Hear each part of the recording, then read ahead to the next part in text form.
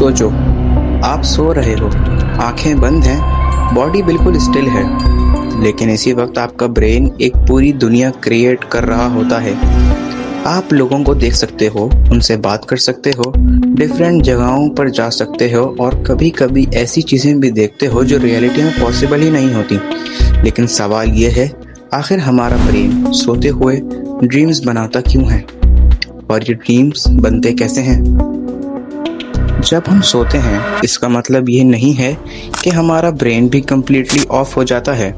Sleep के different stages होते हैं और उनमें से एक इम्पॉर्टेंट स्टेज है रैम स्लीप। रैम का मतलब है रैपिड आई मूवमेंट। इस स्टेज में ब्रेन काफ़ी एक्टिव होता है और इसी दौरान विविड ड्रीम्स अक्सर एक्सपीरियंस किए जाते हैं।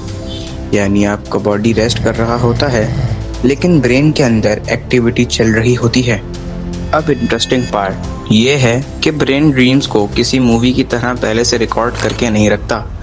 ड्रीम बनने के वक्त ब्रेन के डिफरेंट एरियाज की एक्टिविटी मिलकर एक एक्सपीरियंस क्रिएट करती है।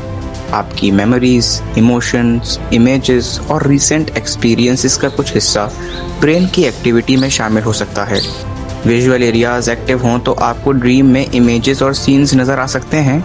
इमोशनल एरियाज एक्टिव हों तो ड्रीम में फेयर, हैप्पीनेस या एक्साइटमेंट बहुत स्ट्रॉन्ग फील हो सकती है। और ब्रेन इन डिफरेंट सिग्नल्स को एक स्टोरी की तरह एक्सपीरियंस करवा देता है। इसीलिए ड्रीम में आप अपने स्कूल में हो सकते हो, फिर अचानक किसी कम्प्लीटली डिफरेंट जगह पर, और ब्रेन को ये स्ट्रेंज ट्रांजिशंस उस वक्त बिल्कुल नॉर्मल लग सकती हैं। लेकिन एक और इंटरेस्टिंग क्वेश्चन है, ड्रीम इतना रियल फील क्यों होता है? क्योंकि ड्रीम के दौरान ब्रेन के वो सिस्टम्स एक्टिव हो सकते हैं जो वेकिंग लाइफ में इमेजेस, साउंड्स और इमोशंस को प्रोसेस करते हैं। इसीलिए ड्रीम में आप किसी को देख सकते हो, उसकी आवाज़ सुन सकते हो और इमोशंस भी जेन्युइनली फील कर सकते हो। लेकिन ब्रेन का वो हिस्सा जो नॉर्मली लॉजिक और क्रिटिकल थिंकिंग में इम्पोर्टेंट रोल प्ले करता है, रैम स्लीप के दौरान वेकिंग स्टेट की तरह एक्टिव नहीं होता। इसी वजह से ड्रीम में इम्पॉसिबल चीज़ें भी नॉर्मल लग सकती हैं। आप उड़ रहे हो, कोई प्रॉब्लम नहीं, आप एक सेकंड में दूसरी जगह पहुंच गए, ब्रेन के लिए उस मोमेंट में ये बिलीवेबल हो सकता है। अब आता है ड्रीम्स का सबसे स्ट्रेंज पार्ट। कभी ड्रीम में आपका पुराना स्कूल फ्रेंड होता है, लेकिन लोकेशन ऐसी होती है जहां आप कभी गए ही नहीं। कभी एक ओल्ड मेमोरी और रीसेंट इवेंट एक ही ड्रीम में मिक्स हो जाते हैं। ऐसे इसीलिए हो सकता है क्योंकि ब्रेन मेमोरीज को सिंपल फोल्डर्स की तरह स्टोर नहीं करता। स्लीप के दौरान ब्रेन मेमोरीज और इंफॉर्मेशंस को प्रोसेस करता है और ड्रीम के दौरान डिफरेंट पीसेस एक अनयूजुअल कॉम्बिनेशन बना सकते हैं। इसीलिए ड्रीम्स कभी कम्प्लीटली रैंडम लगते हैं।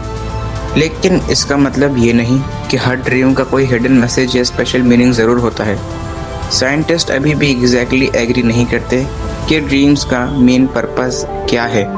तो अब ओरिजिनल क्वेश्चन पर वापस आते हैं, हमारा ब्रेन ड्रीम बनाता क्यों है? इसका एक सिंगल फाइनल आंसर साइंस के पास तो नहीं है, लेकिन रिसर्चर्स के पास डिफरेंट थ्योरीज हैं। ड्रीमिंग का कनेक्शन मेमोरी प्रोसेसिंग, इमोशन और ब्रेन की इंफॉर्मेशन प्रोसेसिंग से भी हो सकता है। यानी जब आप सो रहे होते हो, ब्रेन सिर्फ रेस्ट नहीं कर रहा होता, वो इंफॉर्मेशन को प्रोसेस भी कर रहा होता है। तो अगली बार जब आप कोई स्ट्रेंज ड्रीम देखो, याद रखना आपका ब्रेन स्लीप में भी कम्प्लीटली साइलेंट नहीं होता। वो मेमोरीज, इमोशन और इन्फॉर्मेशन को प्रोसेस करते हुए एक टेम्पररी वर्ल्ड क्रिएट कर सकता है। और शायद इसीलिए ड्रीम साइंस के सबसे इंटरेस्टिंग मिस्ट्रीज में से एक हैं।